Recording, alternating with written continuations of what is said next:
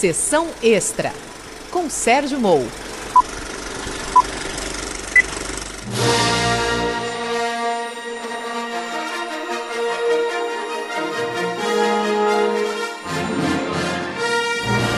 Olá, tudo bem?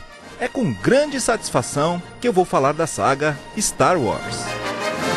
Numa galáxia muito distante, um jovem cineasta de relativo sucesso, George Lucas, apresenta a vários estúdios um projeto que mistura ação e ficção científica.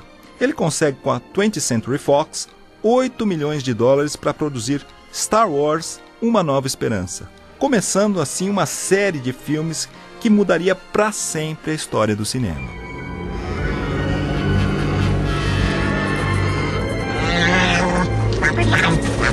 Uma Nova Esperança é o quarto episódio de uma história dividida em 6 partes. E foi escolhida por Lucas porque ele achava que aquela história casaria mais com o público da época.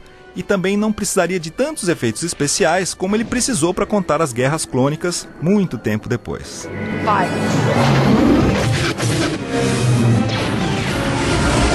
Houve vários problemas nas filmagens realizadas nos estúdios Pinewood, em Londres, pois são os estúdios onde são rodados os filmes de 007. E George Lucas achava que os técnicos teriam maior facilidade com os efeitos especiais.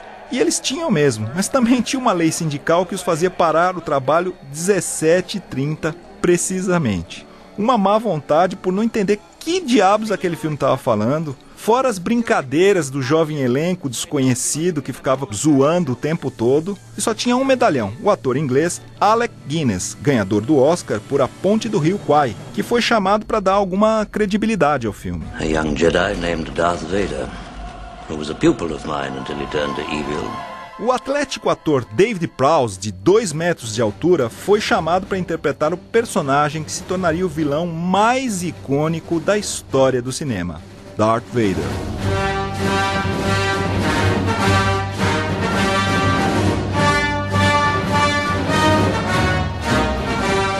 Acontece que ninguém sabia como é que ia ficar a voz do ator dentro daquele capacete. Bom, ficou horrível. E aí depois eles dublaram com o ator James Earl Jones e seu característico vozeirão. You don't know the power of the dark side. Que deu todo o tom assustador que talvez sem aquele tom, sem a voz do James Earl Jones, Star Wars não tivesse alcançado o mesmo sucesso. The Emperor will show you the true nature of the Force.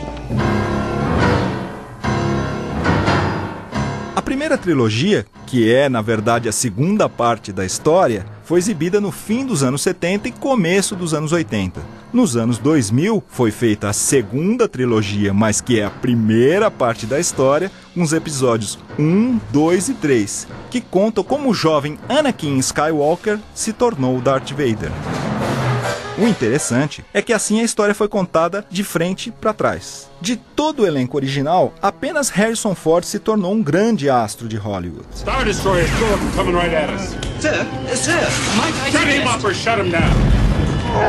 Nos episódios mais recentes já há participação de atores consagrados como Ewan McGregor, Liam Neeson e até Samuel L. Jackson, fã entusiasta da saga, que praticamente implorou para que escrevesse um personagem para ele. Isso ficou tão legal e tão evidente que o personagem de Jackson é o único Jedi que tem uma espada laser cor roxa. I am going to end this once and for all.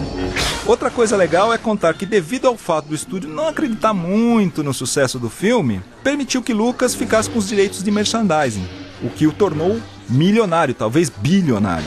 E isso acabou viabilizando a ILM, a empresa de produção de efeitos visuais de Lucas, que domina a indústria cinematográfica até hoje.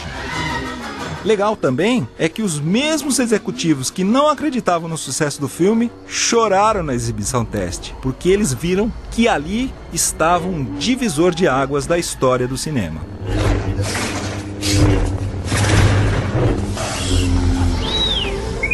Get her ready for takeoff.